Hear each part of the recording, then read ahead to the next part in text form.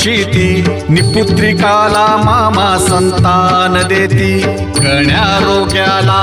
औषधी होती भंडाऱ्याचा महिमा वर्णावा किती जय देव जय देव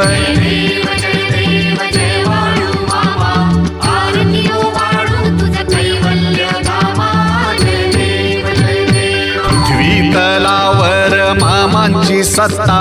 देती वचन आपुल्या भक्ता अदमापूर क्षेत्री समाधी घेता स्वप्नी दर्शन भक्तांना देता जय देव जय देव